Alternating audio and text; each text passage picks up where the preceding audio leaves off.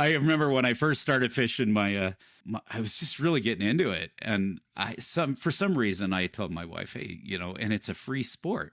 Yeah. Yeah. It's not. It's not. And I'm reminded of it often.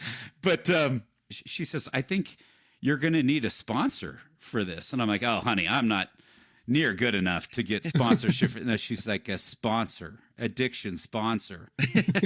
Yeah. And I'm like, oh, yeah. You could be right.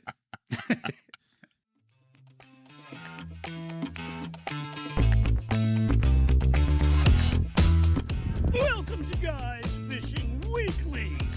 We don't just fish, we hook.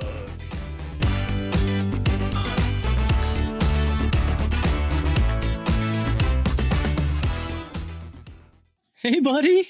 What's up? How are you? I'm good. Eddie. I thought you were going to leave me without it today. But Never. It's one of my favorite things about this show is I get to do that. We all got to have one thing we like about the show. That's sure. Right. At least one, maybe. Yeah, absolutely. Eddie, who do we have on the show today? We're talking with Kevin Hein. He's a fly fisherman and therapist out of Littleton, Colorado. I'm so stoked for our conversation. Here's why. We had kind of, when we first met Kevin out to lunch and had such a great conversation. He's such a down-to-earth dude. He's like the epitome of authenticity, and I'm super stoked to get have him on the show and get after it. He's a good dude. No doubt. He's very aligned with what we're doing. He's trying to do similar things in his world and use kind of fly fishing to help men and people out in general through his practice. So pretty cool.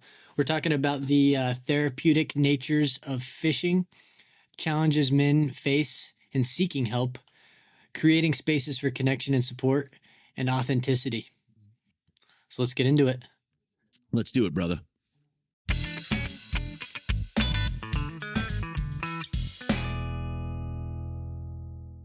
Hey, Kevin, how are you? Excellent, guys. Good morning. How are you? Great. Good to have you on the show, brother. Yeah, good to see you guys again. We just had that one face-to-face meeting, but some conversations, and it's really good to be with you, even virtually. Absolutely. Yeah. Glad we could finally get you on and connect this way so everybody else can share in it too. Yeah, cool. Well, why don't you start off by giving our listeners a little bit of background on yourself and why we're chatting together today. Yeah, cool. I am Kevin Hein, and I thought I was like 30 years old, but I'm 59 and almost 60 and kind of wigging out. And kind of the only good thing about that is my wife turned 60 before I do in a couple months. So nice. Yeah, all the focus is on her, and really grateful to be happily married. We got married 33 years ago, a couple days ago. Saturday. Congrats. Was our 33rd. Yeah, got married in Lake Tahoe a long time ago. 2 adult sons. I can't believe they're 27 and 29, and that's what I thought I was. Love living in Colorado. I have deep roots here, but moved away when I was a kid for most of my life, and spent most of my life trying to figure out how to get back here, and finally did about almost 11 years ago. Awesome life. Raised well, incredible parents, great family roots, and I don't know, just a lot of things went pretty well for me, good education and stuff like that. But lots of storms, lots of trials, right? Like anybody, right? And it's a lot of stuff that's just kind of played into the journey of getting to where I am today, which is,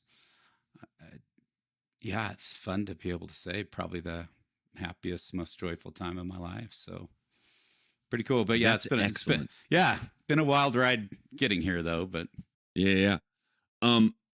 Kevin, you are a fisherman.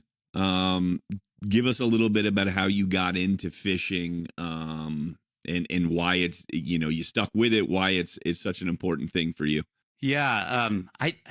It's really kind of a bummer that I moved away from Colorado, because I got these family here that are just outdoorsmen. They're hunters, fishermen. It's like they're salt of the earth. They're awesome. But my mom and dad, who are from here, we didn't do that kind of stuff living in California. And it wasn't until we'd come back every summer, and my grandpa would take me out to some little creek, or like Willow Creek, or this little creek behind our old family cabin up in Granby. And they weren't fly fishing then, and spin rods and lures, and I didn't know what we were doing, but it was fun. In fact, that picture behind me, I don't know if you see it. That's one of my first. That's one of my first fish. That's somewhere up in Grand County. But awesome. I think it was about we were probably just newly married, moved to Southern California, and a buddy of mine in San Jose is like, "Hey man, let's go. I want to teach you to fly fish. Let's go to Montana." Brand new Explorer, got in the car, drove up, got him. Completely destroyed the car in hailstorms up in Montana, but fished, and it was just so awkward and hard and difficult, but it was really fun. So I think over time, just occasional chance to fish somewhere, never knew what I was doing. And then when we moved here 2013, 2014, that winter, it was really cold. And two uncles, my Uncle Steve and Uncle Dave, they took me out on the Colorado up by Parshall, and just got right in that spot. And there's stacks of snow on our shoulders and hood. This is the first time I'm really learning how to fly fish with some instruction. Chunks of ice going down the river. And I fished that hole a lot of times since. I never caught as many fish since as I did that day. And it was so freaking fun. And they were awesome because I'm snagging and tearing it up and tangled, and they just hand me another rod and they deal with it. They're like, just fish. Don't worry about the other stuff. And then they're like, hey, there's a couple rods in the bank. It's freezing. We're going to the truck. Stay as long as you want. And I got really hooked. So yeah, it's been good. Yeah, I hope I can do it forever.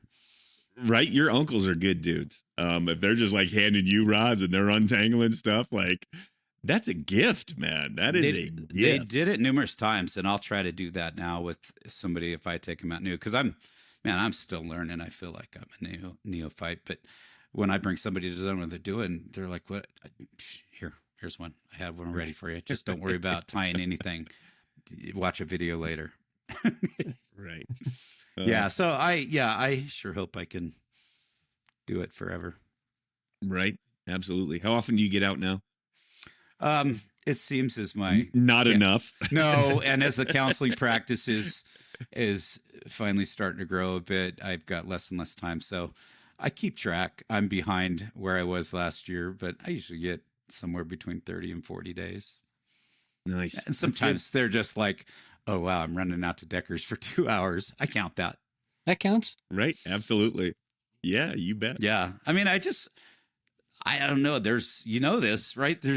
I don't know if the thrill of a fish hooking up on your line is any more exciting. Like, it's always awesome. And it could be a little 5-incher or a 25-incher. It's always fun. But 100%. I think what I found when I moved here and getting in a river, man, that's my renewal zone. That's my space where it's the first time in my life I ever realized my brain empties. I don't think about any of my stuff. Right. And it's like, wow, I didn't think about anything for 2 hours. Well, it was 8 hours. And I thought it was 2. Darn it. It's over. Yeah, I love the nature. I love the creation. That's just something I didn't really realize growing up, that's a huge avenue or a pathway for me to find some peace and some serenity. And it's great to do that, kind of on my own within my casting zone. It's still my private space, right? And then we're connected when we're yelling at each other, giving each other a hard time because they lost a fish and I didn't, or usually the other way. Right. Yeah. So to share it. Yeah. The river is that unlimited doom scroll, that real life dopa doom scrolling hit of social media. But you get out there, you're catching fish out of different holes, and just giving you that excitement. Same kind of mental mind, dude. Dump as social media, but in a healthier, happier way. I really love that you brought that up. I just see the visual of it because I just killed all my social media accounts about a week ago. I was tired of waking up and doing this finger up, down, zoom Yeah. in, zoom out, looking at mindless stuff. And yeah, a lot of it's fishing. That's my porn. Fishing or yeah, right? Fish But porn, there's all right. this other stuff, right? But it's interesting thinking about it that way as the drift is coming down and you're just looking at the river. It's like there's a lot of, you got to just kind of keep scrolling through each cast, and there's a lot of zooming in and out. And sometimes, man, it's just taking a big look and taking a break and going, awesome. And then Right.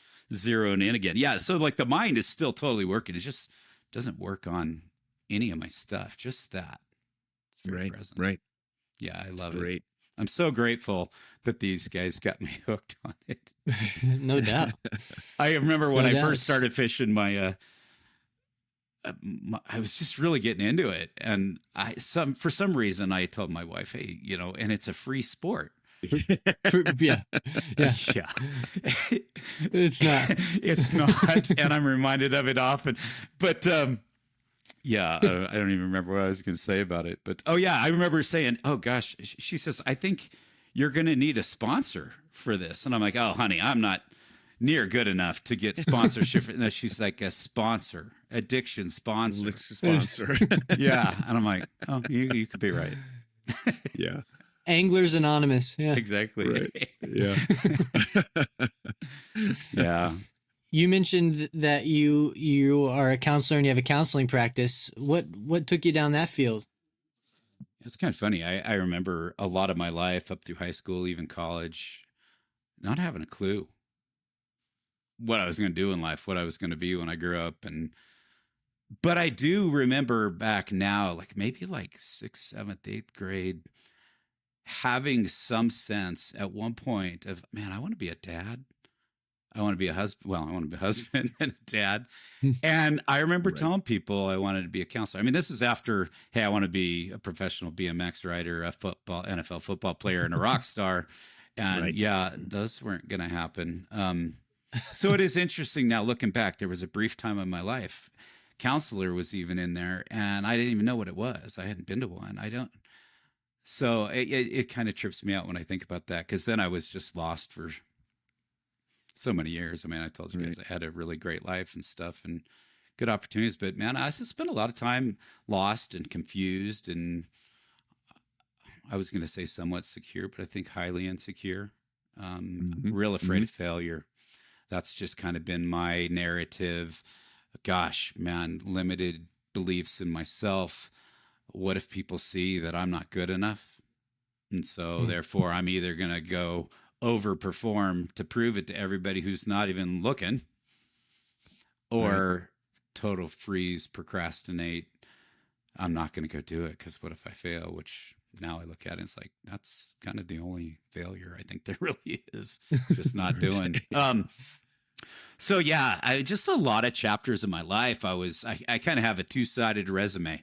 One side is professional business, corporate America, Fortune 100, 500, small business, medium business, really cool experiences. And then the flip side really kind of came with a real cool zone of faith in my life that just had me doing other things, ministry and community development and youth development and homelessness and addiction, and just not mine, but walking alongside people in those things. Although I certainly was on a path towards addiction.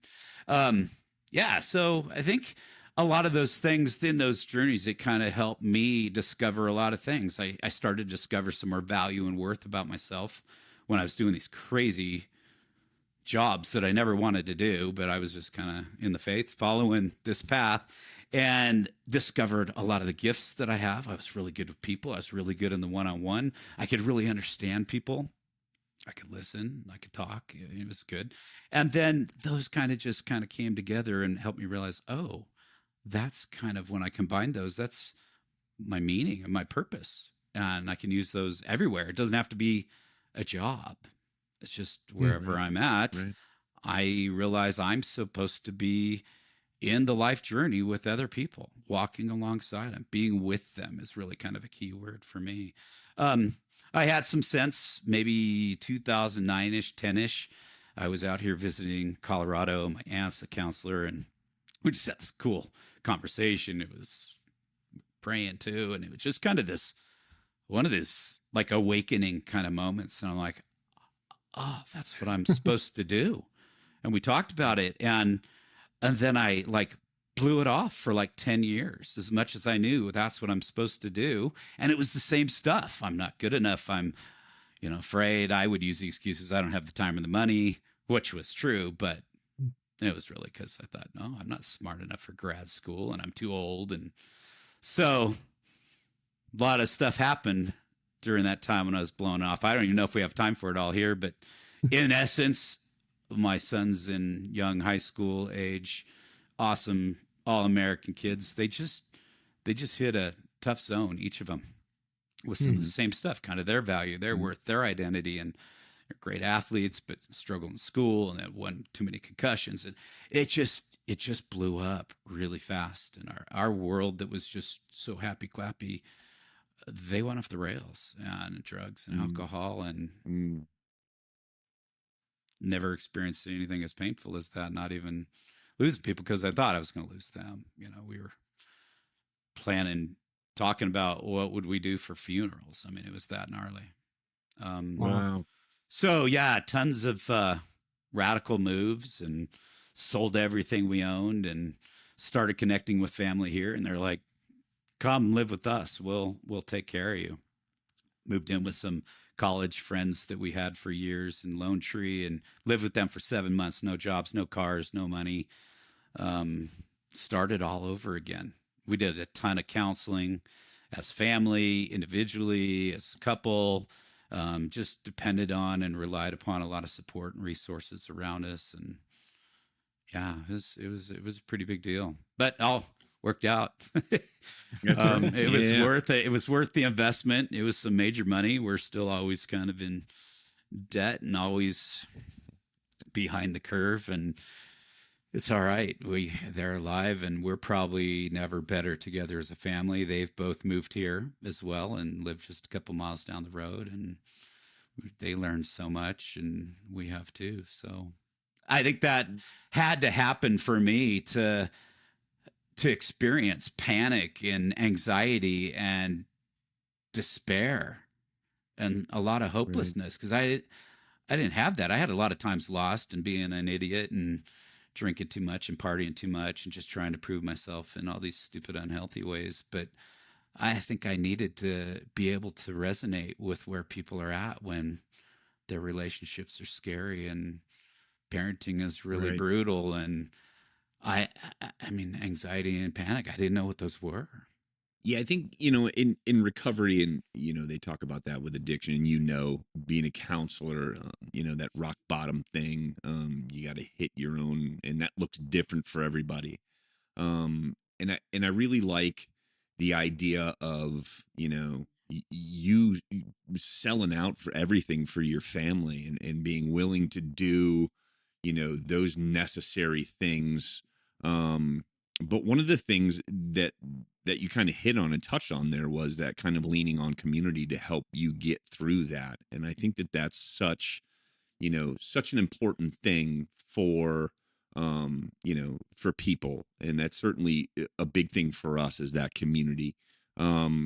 Speak to that a little bit, Kevin, about what you've found in that, and you've talked, before we were on, you were talking about your uncles and like their impact on you in not just fishing, but I'm sure in other ways too. And leaning on those people in times of need. Yeah, I think it fits in well with just the stuff that you guys continue to talk about in terms of just authentic and vulnerable and real, genuine connecting. And that community could really be with just another person or a group or a tribe, right? Like I found a lot of that in our family of faith. Like that was just, people were just so willing to just lock arms with us. Right. And I think I had known the value of doing a lot of that because that was always kind of in me to be there for others, but it's not always easy to be on the receiving end of that. It was really hard. It was really humbling. It was some of the shame of our story. Like, how's this reflect on me and what will people think? And when there's true, genuine love and caring people, Yeah. to receive that, it is really worth receiving again if you need it and asking for it. But it also helps us give that for others. I think a word that always comes up is with. They did a lot of things to me and for me. I've done a lot of to and for people, but I think the most genuine, like the critical ingredient of relationship is with. Man, we're doing this together. And it requires a lot. It requires love and care and empathy and authenticity and vulnerability, right? Like Right. one of the two, somebody in the group better go there. Right. If nobody Yeah, does, if nobody does, we're probably not. Right. Yeah. I Right. don't know. So yeah, it's I don't know if I answered your question, just babbling a little bit, but No, you did. No, it's good stuff. And I love that idea of with. That's absolutely 100% it. That's such an important piece too. And I think it's, realizing a lot of times it's tough to risk that, right? To put yourself out and risk accepting that or admitting that there's things that are difficult for you. And I think there's a lot of people that don't know necessarily how to do that or take that leap of faith and do that with part. And so, no, that's really cool stuff, dude. It really is. That journey is such an important one. And I think it's awesome. Well, I think for men especially, I mean, it's hard to accept the with. It's hard to accept that you need the help in the first place. I think we all think that we can do it alone. I know I'm a huge culprit in the I can do it myself game. I'll figure it out. It's worked for me a long time, but I know there's things that come up where with is the only way, and it's a battle. I think a lot of men struggle with. They do. I think I still do at times. Right, for sure. I think our default, right? Like when was the last time you asked for directions? I didn't think we were going to get that off track and that rebellious in this conversation. Well, now we have phones. Yeah, it's true. I know. I don't need to ask I'm like, I directions use ever maps again. almost every day, and I'll tell like people like if they're ever with me, I'm like, we used to do this in weird ways. We had this big map. We'd have to pull over. We'd have to ask somebody in a gas station. We'd have to call. What are you close to? Right. Yeah. But the gas station was the last resort. Oh yeah. Because what is at stake, at risk? We're showing we don't have it all together. We don't know. We don't measure up. We're not good enough. Like this whole stoic genre of the manhood that we have been modeled for generations before us is, it was that. It was stoic. I'm looking at this picture behind me, that World War II glider that my grandpa used to crash land in World War II behind enemy lines, right? Like he was an awesome man, stoic though. Like you just don't show that stuff. I could see some emotion, but it wasn't touchy feely, but you knew there was love, right? And we've had to kind of go past some of that modeling to then I think like a lot of these guys men and women that I see that are in the 20 to 30 something range, I don't think a lot of them had a lot of the model of even just enough dads, Right. and so it wasn't even the stoic. It was just like, wow, maybe just absent. And so where do we learn that we can be vulnerable and ask and be open? And yeah, it's a tough place. I'll give, and hard to ask. Yeah. What are some of the common themes you see from you're talking with a lot of men and clients and stuff like that? What are a lot of the common themes that you're seeing from them in terms of? Yeah. Well, Getting along. I mostly just see individuals and adults. I don't see kids, and I do see some couples. But yeah, I've been real fortunate to see a lot of people in the 24 to 34 age range, and it's been a real blast. I don't know if it's some of the Gandalf gray that kind of looks like older, wiser grandpa dad, but I'm not theirs. Right? I'm not their grandpa dad. Maybe that's been a cool connection.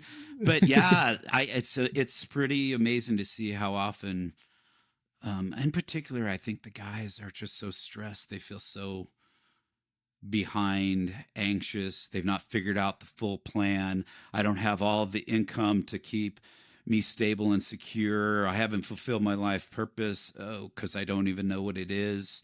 I don't believe in myself, and I believe others don't. I've not secured my wife for the future. And in fact, I can't even hold on to some relationships, and I haven't got over the breakups. Just insecure, alone, afraid, disconnected. I don't know. That's a lot. It is a lot. But it But is. I It is, think- yeah. I think they all kind of boil into that same topic of value and purpose, and insecurity obviously comes along with that, but just that value and purpose. And like your story, I think it's interesting to think back to, you were told a long time ago by some higher force, yourself, God, whatever you want to call it, that you were kind of meant to be a counselor, meant to be a therapist. But it took the world really shaking the shit out of you to to say, look, dude, this is what you need to do. And I'm going to make you do it for yours, or you're going to have to do it yourself. And I think a lot of guys, it takes time for that to come up in your life. But the world's going to shake the shit out of you at some point and tell you, this is what you're meant to do. Yeah, and we do need help. Like, I wish I would have had somebody in college when I was a total mess. Yeah. Like, I remember my wife Yes. and two roommates, I barely remember this, sitting in my room at the house I live with. And it was my girlfriend at the time, Karen's my wife, and they're drilling me. Do you know what day it is? What classes do you have this quarter? Yeah. I didn't know that stuff, but there's no way I'm going to go tell anybody what's really going on. I'm too numb to even realize it, let alone ask for help. Right? Right. I needed help eventually. Yeah. Because, life got too hard. We just can't do it alone. We do need others. And we just need others to just listen to us and be with us and try to sit in our shoes a little bit. I wished I had somebody guiding me, somebody telling me, no, you are worth it. You are valuable. You are capable. Like, you're loved. You really are loved. You're gifted. Man, I think that's what I love so much about counseling. Not that it's for me to tell that, but to help somebody discover those truths, and those kind of become the antidote to the lies that men believe. I call it just kind of like the emotional Narcan, right? Like, we so quickly get stuck in the bad dose, the overdose of the toxins, the lies that we suck. And it's not true. We are valuable. We are capable. We are loved. We're very unique. We're very gifted and capable. And so that's kind of the theme in the counseling there. That's kind of how I conceptualize what's going on. I'm not super clinical with a lot of this stuff, right? Like, I've got this severe anxiety. Okay, well, what do you believe about yourself? Oh, let's go replace those lies with some truths. Hey, what's going on with your anxiety? What is? Oh, yeah, that just kind of went away. Where'd the depression? Oh, yeah, that just kind of went. When we could find our value and our worth, and it's not dependent on just some material or even a relationship, right? Like, no other person's our source of value. I'm like, hey, those are evidence markers. Those are exclamation marks that you're loved and that you're good enough because somebody chooses you and they appreciate, right? And then we match that up with, well, what makes you feel alive? What are your gifts and your strengths and your passions? Do those somewhere in your life, even if it's not in your job. It'd be cool if it was, and then, why do you think you exist? What's your meaning? Like, and it doesn't take long, at least in counseling, and I think in just our good relationships with our buddies, friends, and family to get there. Well, I think a lot of it is, it's hard, when you're talking to yourself, you get this real, at least I do, negative conversation. It's hard to self-love yourself. It's always, how do you get better? How do you do this? How do you do, and keep improving? And I think, obviously going to a counselor, you can't just sit there in front of them. I guess you could just sit there in front of them and think to yourself, but the point is there to go and talk out loud. And when you start saying that stuff, it's really hard to tell somebody else the negative things about yourself, and one, let them hold water, but also just even like admit that you have those thoughts about yourself, and creating the space to, you know, love and appreciate yourself. um that's where the value starts to come in, when you can appreciate those things. Yeah. I think a lot of times it's there and we don't want to share it, but other times I think it's so automatic. It's our automatic beliefs that lead to our automatic thoughts, which lead to our automatic actions, reactions, defense mechanisms. It's survival. And I think we don't a lot of times even know. That's what I find with guys coming in.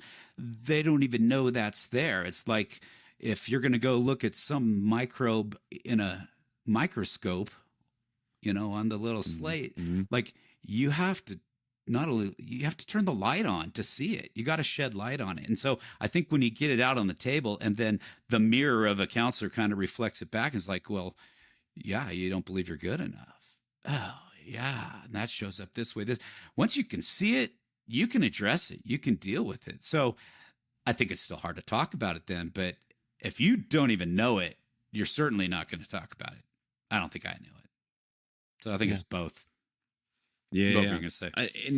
And I think that, well, I was thinking about the negative self-talk that we do, and like most of the parenting books and all that kind of stuff, for every time you tell a kid no, right, you should tell them something positive, like, 5-10 times or whatever it is. I don't know what the numbers are. I don't remember, but we're so, like, our culture is so, and I think social media feeds this, and I think, there's a whole big thing around that aspect of it too, but our self-talk too is that way. We constantly, I can tell you 30 things that are wrong about me, and I'm hard pressed to tell you 5 things that I think I'm good at. You know what I mean? Or that are good in my life. And so that's where I think the third space, when you can find people that will help nourish that, right? And that's kind of that, going back to that with idea, when we can create third spaces to have those kinds of conversations or get that kind of feedback. It's one thing when you're sitting in an office with your therapist and that's an idea, but then to take that, what you learn from that, to go out into and find a third space where I can find people that will help me. And I guess that's kind of like that idea of finding those third spaces in communities. But that's what I was thinking about, especially with the self-talk stuff is like, man, I can get down on myself so quickly. And I know that it's not right. I know all of it, that's not the right thing to do. But it's hard. It's hard to, hard to not, We talked about the hardest thing about making this show, besides editing, is Reid and I talking about one celebration and one navigation in our life. I mean, it's an incredibly hard process, for me at least, to sit down and be like, what's one thing that I'm celebrating today? I mean, the celebration really is the hardest part. It's really hard to celebrate yourself. It might be an all human thing, but I think for guys, it really is like just hard to pat ourselves on the back. It's just constantly like lashing ourselves to get better at things, and, Right. and I know. nothing's a celebration, and it doesn't work, but we keep doing it. Yeah. Which is the value of that third space and some fellowship, some connection with others that will say, why do you say that? And maybe that's not the best approach, right? That's not like the counseling approach, but sometimes a true friend can say, man, I see differently. Right. I wish you could. I don't know. It's interesting. I was just this past weekend up in Grand Junction visiting my daughter, who's in college up there. Well, she's done with college up there, but she's still up there. And we were at a party, a big thing that she brought us to for Parents Weekend. And one of my former students who I had as a 7th grader, he's now getting ready to graduate next year from CMU, and he was the kind of student who was a challenge. He was outwardly behaving for things that were going on in his life or whatever. And I sat with him, we've had conversations, but to see him as an adult and grow and see him so much different than he was. And we were having a great conversation about life and just about his next steps and all this kind of stuff. And he kept referring back to, God, I was such a piece of shit. God, I was such a piece. And he probably said that 3 times. And I finally was like, Jetty, I was like, hey, dude, like, you are not a piece of shit at all, man. I'm like, look at where you are now. And you're looking back and you're reflecting and you're seeing the growth in yourself and you're seeing how different you are now. And I'm like, you gotta stop saying that, like just his own self-talk was really, and I was just like, dude, you're so much farther along than a lot of kids your age. And you're being able to look back on and say, like, here's where I was. I know I was problematic, but here's what I'm doing differently now. And you know what I mean? And through a lot of self-work that he's done, but those self messages, they pop up and I'm just like, dude, you are not at all that way, and I told him, and he was just like, it was almost like, this light bulb went off and he was like, yeah, you're right. You know what I mean? And so it was, the truth Narcan blast. You hammered it. Yeah. Where were you for me, man? I could have used that. Yeah. Good job. Yeah. That's awesome. And how great for him to get a dose of truth to combat the lie. Nice. Right. Yeah. So that was that's risky though too, right? Like, absolutely. You felt compelled to do it. You could see the damage he's doing to himself. It's not true. He doesn't know it's true. And, you could blow that off. You could skip it and just go, dang, I'm feeling for him. Right. You did. You took some action. That's risky and bold and had to. Awesome. Yeah, he's come such a long way, and he's such a great kid, and he's he's doing real positive things, and he's it's just awesome to see it, and he's working hard, and dude, yeah, man, there's parts of life we fuck up and we screw up, like, but you have the forethought to look back and reflect, and you're really doing well. So. Yeah, it was cool. This sounds like when Ed is trying to combat your lies about technology. It is. It is. I do. There's a lot of hand holding, a lot of width in this relationship when it comes to technology. Yeah, it's fun to pick those things up in your dynamic. Right. That's good. And then I reciprocate when we're out on the river and actually show them how to catch fish. So streamers, right? Yeah, it's the streamer lie. Apparently, the 5% of fishing when stimmies aren't working, Reid comes in and swoops in as the hero. It's always the streamer guy that shows us up. I'm with you, Ed. No, I didn't mean to make light Kevin. of all that, but that's that's good. No, it's good. Well, I know we've talked about in the past just communities and setting up places for men.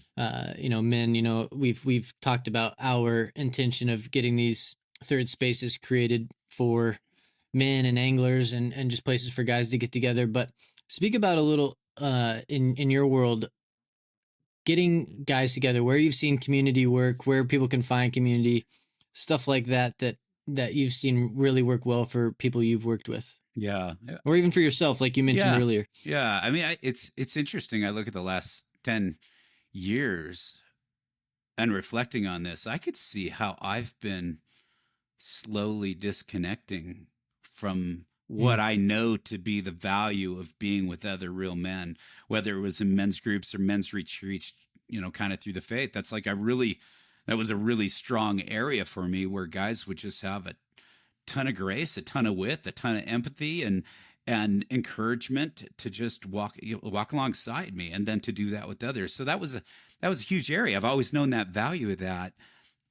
There aren't as many places I think we can find it in activities and things we do with people, right? We can go ride, we can go hike, we can fish.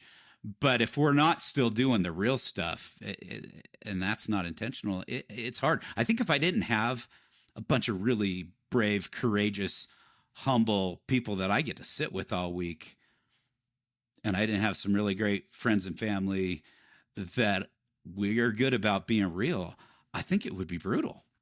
Because where would I go? Where would I find it again? I mean, I could go back and find those men's groups. I think there needs to be more space for that. Not everybody wants to go be in a men's Bible study, right? Like some people aren't there. That's okay. Like, where do you go? And I think that's what's neat about your guys' idea of the third space. And even just thinking about like Peter's fly shop, Ascent Fly Fishing, right? Like, like you walk into that place and yeah, you're going there for fishing, but Peter's going to take it there.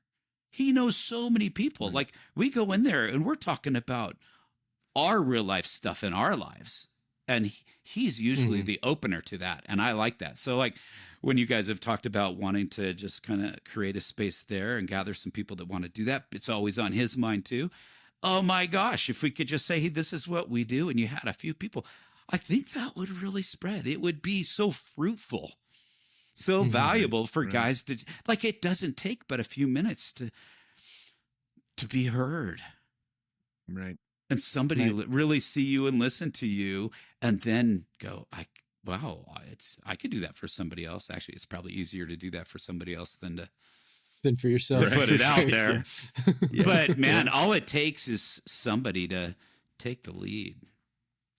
So I think it is hard to find those places. I think that's one of the things I respect about what you guys are not only talking about, but doing and communicating. And yeah, there needs to be more venues, and there probably are, but I don't know. I don't think they're real obvious. I think I would have found more of them. Yeah, I think for what we've seen is just there are groups out there, and there are groups doing great work, no doubt.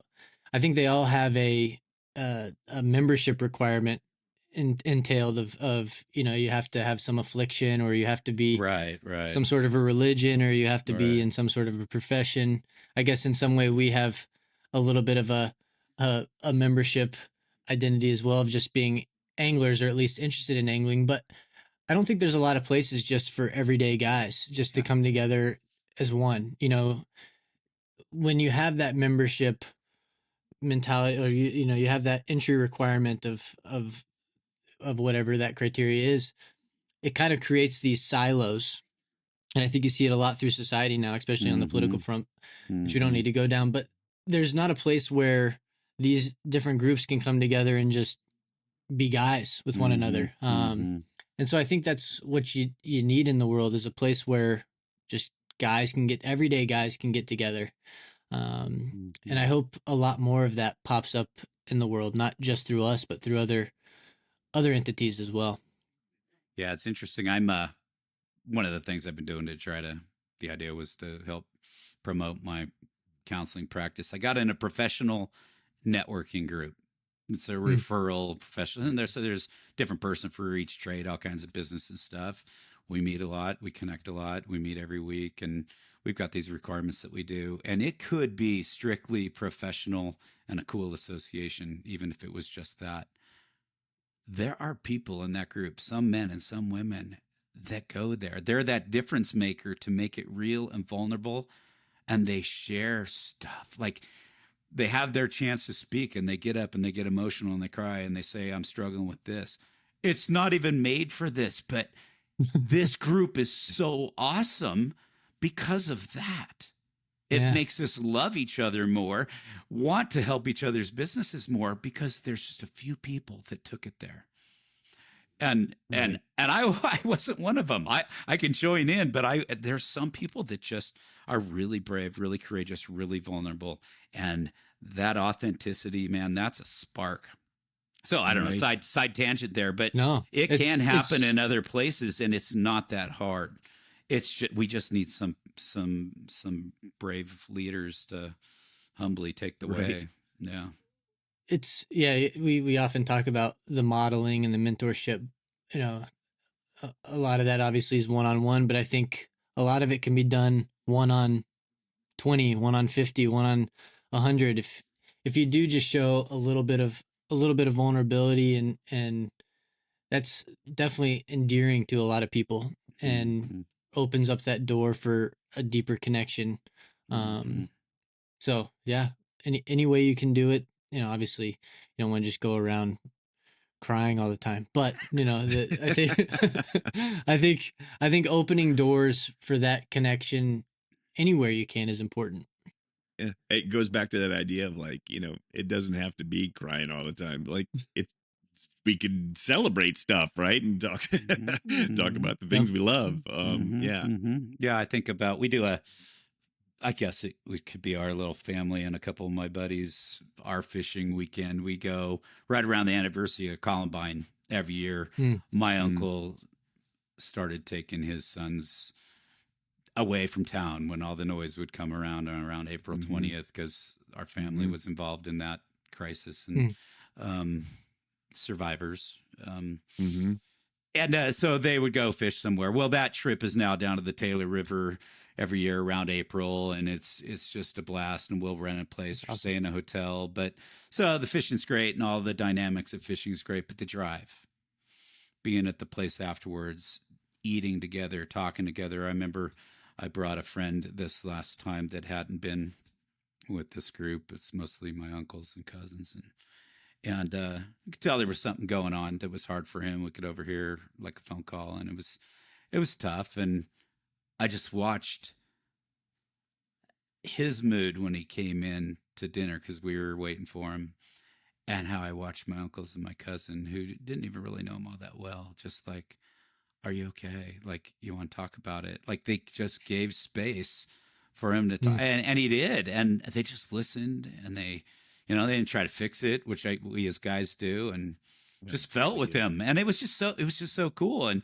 now that guy's part of the family hunting trip, and, we just do life together. I noticed that just even on our fishing trips. And you guys talk about these things, right? The drive afterwards. Yeah, there's all the fun. There's the stories. There's the stuff that happens during, but man, sitting around the fire outside the cabin or around the table, like we can get real, and let's ask each other about what's going on. Oh, yeah. Like I just called my cousin recently. I'm like, man, I'm really struggling with taking care of myself and my weight and my health. And oh gosh, I am too.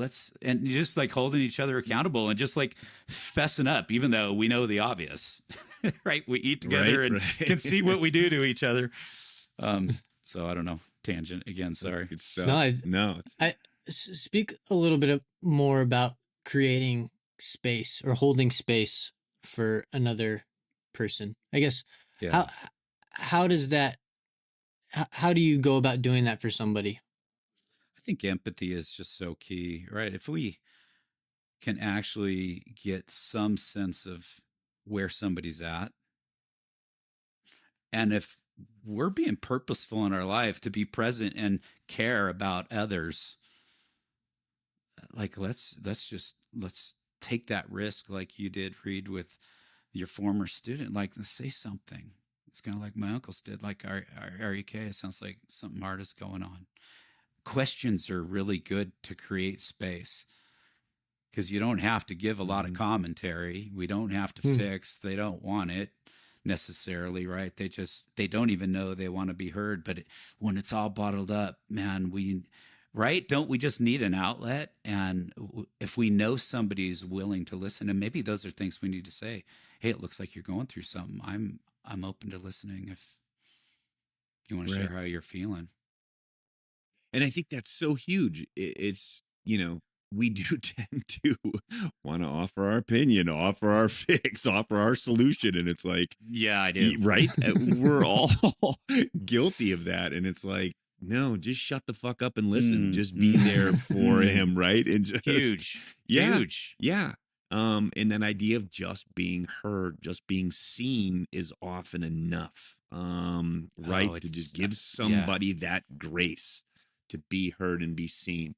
And that's so, so important. And I think that, like, it's just hard for guys, especially for the messages we've been told our whole lives. And so, yeah, that's great stuff. I really love that.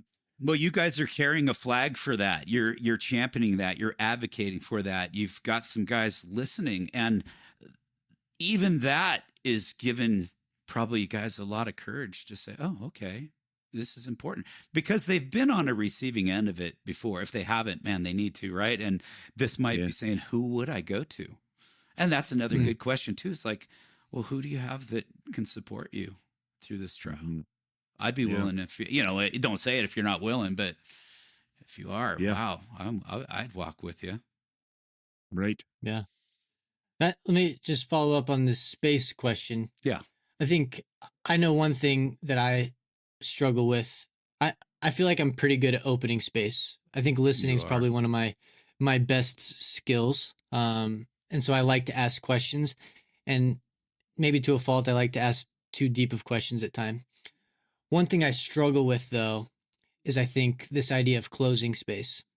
I don't know how to end a conversation. Not so much in like it's done, but like how do you address something at the end of a conversation? Somebody shares, somebody goes out on a limb, dumps out their heart on a topic without just being like, "Oh, that's great, buddy.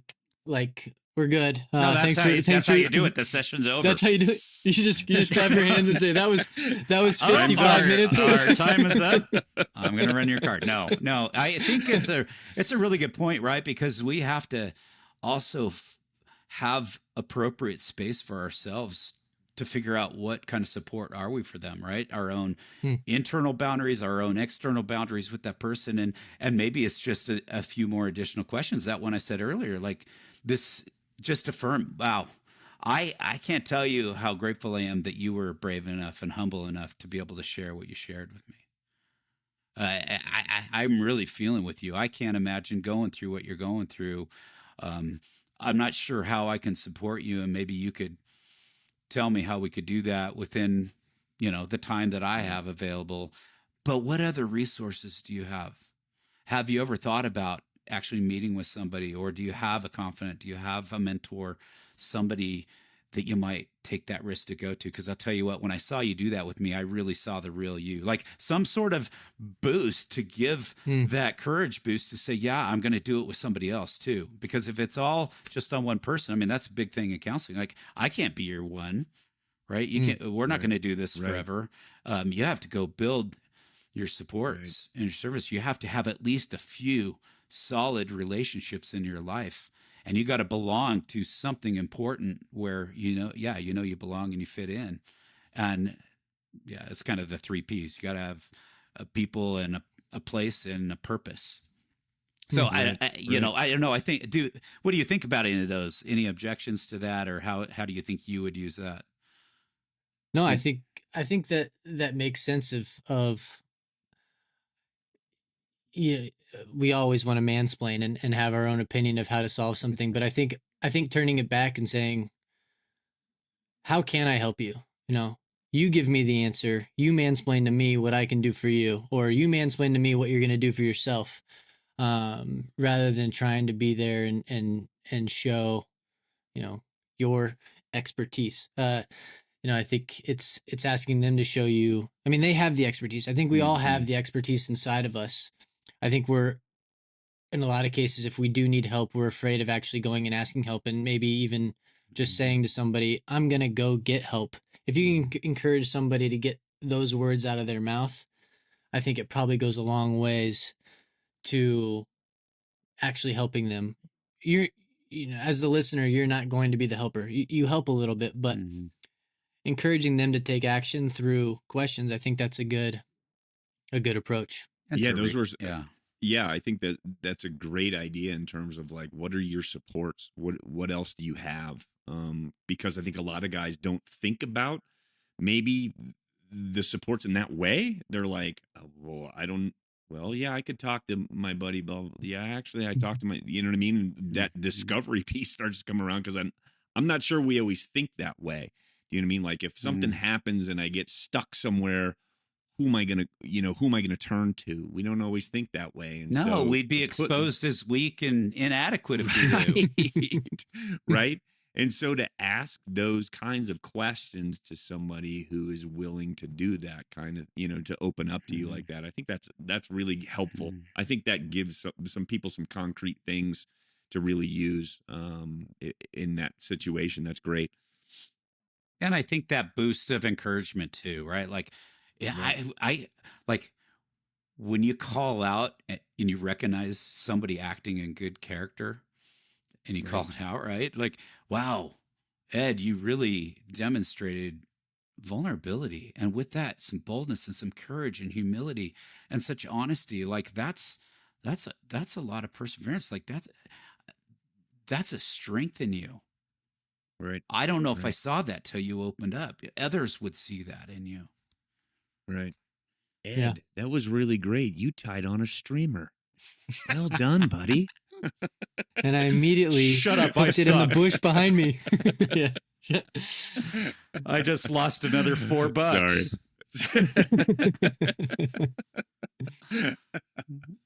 Well, I think we'd love to create some space with you if we were to get on the river or on a lake or however and come out and do a fishing trip together. Obviously, you and Reid live near one another, and I get back there regularly. Where would we go if we were going on a trip with Kevin Hein? Oh man, it's such a good time of the year. Browns are spawning. I always love fishing like the day before hunting season on the Williams Fork. So I always love that area up there along the, I mean, that's just kind of my home base. That's where our old family cabin is in Granby. So it's easy access to a lot of those rivers. But I also love this time of year, and I missed it for a few years, getting up to Northgate Canyon on the North Platte, just south of Wyoming.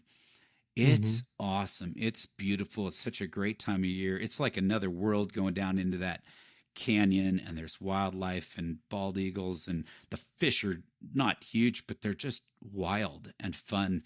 And it is a sucky walk out in the shape that I'm in. And you always have to stop by North Park Anglers. Have you guys ever been there? Yep. They're awesome. They know their stuff. They share their stuff. They got good flies. Coffee's on. They got great hats. I always buy a hat. Yeah. They probably hate that we always blow up their restroom after our long drive. That little teeny bathroom, like a house bathroom. Yeah. Sorry, guys. Well, at least you manned up and admitted it. Yeah, but I also like I also really like this time of year up on the blue around Silverthorne, and I don't know, it's fickle in that river. Sometimes you go there and it's like, where'd all the fish go? But yeah, it's really nice, and it's got lots of places to eat and stay, and right on. so Those yeah, are some but good places. I know at some point, like my summer dates are done at our little family cabin in Granby, but next year that would be a great place for us to do some of this kind of life and bring a few other guys. We can't fit a bunch, but we could fit a few, and it's just this old cabin that's probably so out of code on every kind of building code. And man, I don't let anybody else be the first person to walk into the door. I have to smell that smell. And I'm like, oh, this is memories. And yeah, I think if we went there, we'd have access. I mean, it's nice. Granby's great because you got access to all the rivers and water there, but you're not too far to get to other places, to get up to Steamboat or the Yampa or right on. yeah. So yeah, Let's do it. we'll have to figure something out. I still would like to get up there past Walden and go up to Northgate. I don't know when I have that in store, but it's fun. It's cool. Yeah. Good. Nice. We'll have to do it. Yeah. Well, how about we wrap this up with some lighthearted rapid fire questions? No What crying. we call the GFW hot seat. Okay, let's do it. Hot seat. Welcome to the DFW Hot Seat, where the name of the game is to answer the questions. And the prizes are... Wait, who said we have prizes? Now the crying. It is. It's no longer lighthearted. Mhm. It's true. Legit. What is one thing you're currently celebrating in life? Got quite a few. I am loving living out my mission and purpose through my gifts and passions doing this counseling thing. I am loving, and this sounds like a little irony of connection because this sounds like disconnection, but I love working for myself and not working for an organization. I'm getting to choose how I want to do life and handle stress and all that kind of stuff. I am in a really good season of gratitude and joy, specifically because I'm trying to, and we won't even get into it, but I got a lot of health weirdness going on, and it's kind of plaguing me, and I have a tendency to go negative, and I could see where I was, and I'm like, I got to make the mindset shift. And it's been cool. That was a little bit part of it, like killing the social media as well. It's just, Right. yeah, just redirecting and focusing on that. Good. That's awesome. Yeah, I like being able to work when I want to. I understand, dude. Yeah, that's a goodie. I still need to really bad, but yeah. Yes, I do. I still need to, but I get to do it on my own terms, which is nice. Okay, so along those lines, you've cut your social media stuff. So give us one piece of content, book, TV show, anything like that, that you'd recommend to our listeners.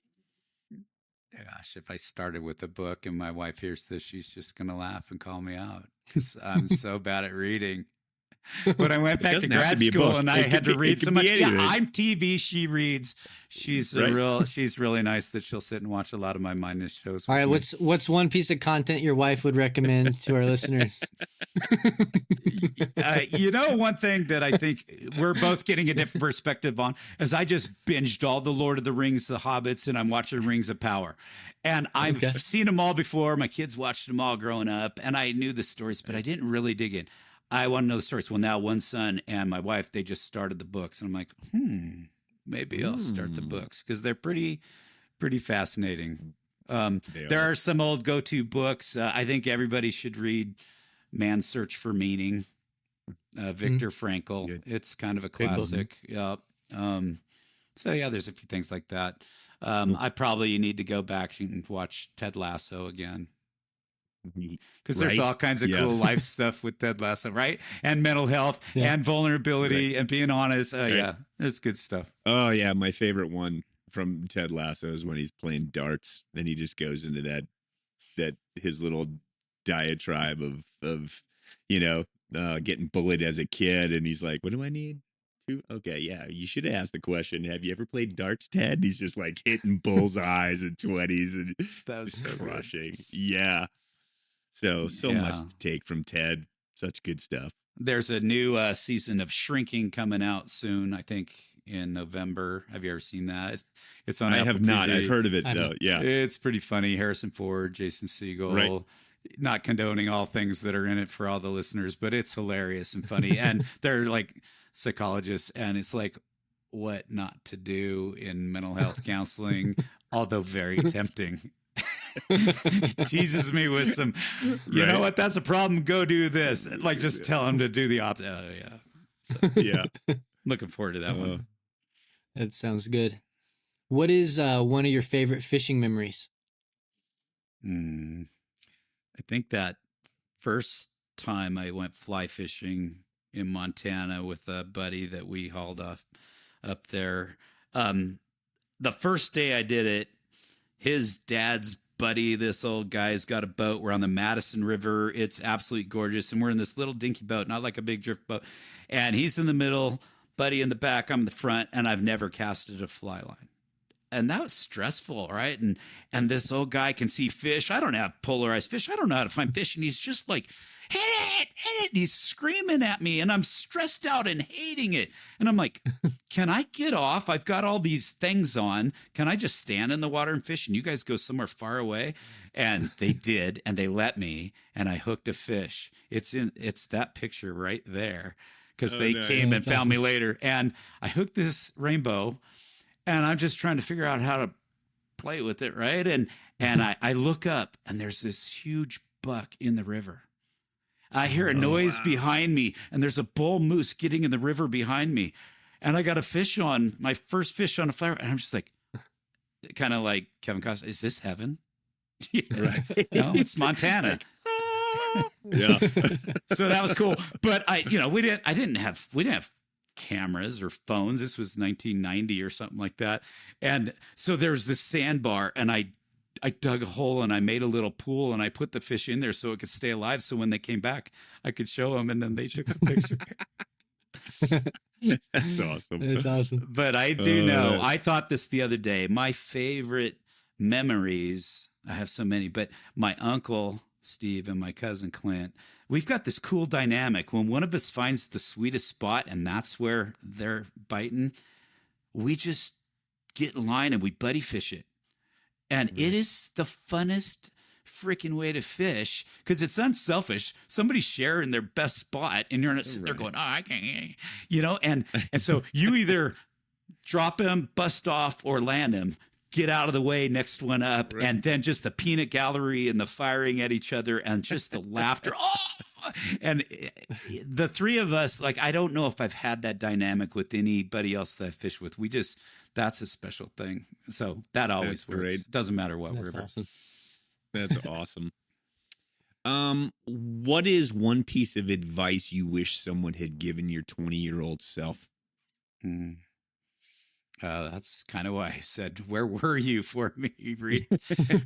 Yeah, I wish I would have been open to believing differently about myself. So I'd go back and say, hey, believe the truth. Believe that you're good. You are capable. You are unique. You are gifted. You are loved. You're good enough. Yeah. That would have changed. That would have changed everything. It took a long time to get there. Right. Absolutely. What is your definition of community? I think I'd echo what I said earlier, that those key ingredients, the with, you know, either with another person or with a group, just having that mindset that, man, I don't need to do it to them. I need to do it for them. I need to do it with them. And I think, like we talked about earlier, be able to receive that as well, not just always have it be one way, because that's my gifted propensity, man, see the value so I can keep giving the value. I think just genuine, real, vulnerable authenticity. Those are the spices that make that work. There was this, I haven't done the research to see how accurate this is, but did you hear about this study? It was called like Spain study, SPANE, and it was trying to measure like frequency and energy of emotions that we experience. And I think they tested and evaluated and questioned like 25,000 different people in this experiment. And what emotion, when it's expressed, actually gives off the most frequency and energy that impacts the other person. And what do you think it would be? What most people think it would be? Probably like anger. That's a strong one, right? Because people feel that energy. People think love. This report that they did, it came out with authenticity. Nice. And that was creating like almost like the shock, the spark to then, you know, there's my take on it, to go demonstrate love and empathy and all those other kind of things. But if it's not real, it just doesn't quite scratch the surface enough. So So again, I haven't researched the study. I've seen a few people say, oh, that's not exactly what they tested, but authenticity, whatever they tested, came out highest. Nice. Cool. What is one thing, Kevin, that you've changed your mind about recently? I feel like I'm giving repeat answers. The mindset pivot was the most recent. Like, hey, I could see where I'm going. I got to be mindful. I got to tell what I'm doing, how I'm feeling. When I know I'm getting worked up, when I know I'm bitching at people on the road, like I'm not in that sweet spot. And so I'm negative. And it's crusty, man. It's not a good place for me or probably for anybody. So to go, no, what am I grateful for? Yeah, I don't know what's going on with all this health stuff. I don't feel good. I feel horrible every day, but that just can't make my day. I got to have something bigger than that. And man, I just write a list. I call it gratitude streaming. Man, try it. 10 minutes. Yeah. Mine starts off with God, I'm grateful for, but you don't have to write it that way. And just no punctuation, just bullet points. I heard this term once, give thanks for a little, and you'll find a lot. Right. So that mindset shift has been good, along with killing social media. Right. No. Cool. So our last segment is, we call it conversation between guests. So we get a question from the prior guest. And this previous episode was with Brian Beach at Fins and Pins. They're an apparel golf company that fish inspired gear. But his question to you is, what has fishing done for you in your life, and why do you keep pursuing it? Or what is it about fishing that keeps you going, keeps you getting back out there, rain, snow, or shine? Yeah, I think all the obvious stuff we'd all agree, but for me, it helped me discover a deeper place of mindfulness, especially with the mind letting go of so many other things that just don't matter in the moment. Like getting present in the river, taking stock. I mean, yeah, I have those moments where I forgot I'm fishing. Oh, wow, there's a fish on the end of the line because I'm not looking. But I think it speaks to, wow, that really helps me know me, get present, get peaceful, get mindful. And I've become more mindful. It's kind of like I talked about with the anger when I'm getting agitated and negative. Like I think I'm more noticeable and more aware of me because I get that time in a river, the sounds, the sights, the scenery. Man, that's a renewal space. So Yep. bottom line, that's my heart there. Right. So what's your question for our next guest? Maybe related to my world, like I'd love to hear, it's kind of selfishly too, but like if the guest has ever engaged and participated in an experience in, counseling, therapy, or even coaching, what at the core of that made it valuable? Not what their issue was or what they were trying to discover. They don't have to share that. But what about sitting with that person, that professional, made the difference? And I'd like to know. So I'll listen. I love that. Good question. Nice. Well, this was awesome, man. Thanks for listening. Fantastic conversation. Let our listeners know where can they reach Kevin Hein? Yeah, I have a little counseling practice in Littleton, Colorado. I got a little office around Chatfield and Kipling. The practice is called Renewal Counseling. My website is renewalcounseling.life. You can actually get that extension. I thought that made sense. Yeah. Yeah. And I have a number if somebody wants to text me, 720-800-2680.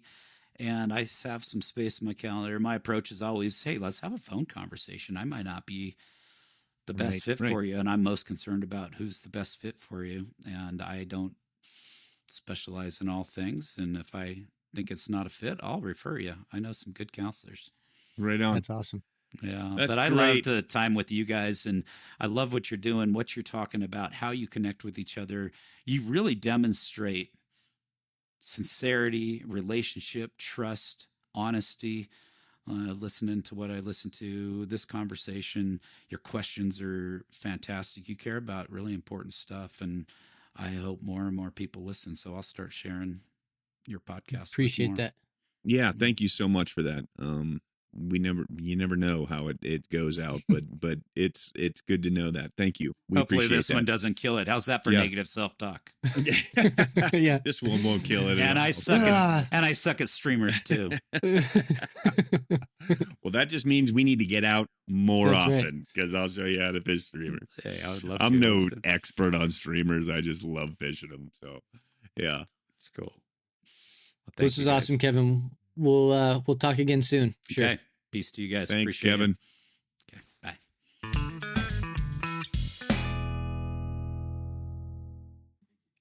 Authenticity, man. That's what it's all about. 100%. And that's what I was going to say. I think the thing that I love most about talking with Kevin was his ability to kind of see the humor and be able to laugh at himself. You know what I mean? And I think I the same thing with me, being able to do that and not take yourself too seriously at times really, I think, shows that kind of authenticity and the authentic side of him.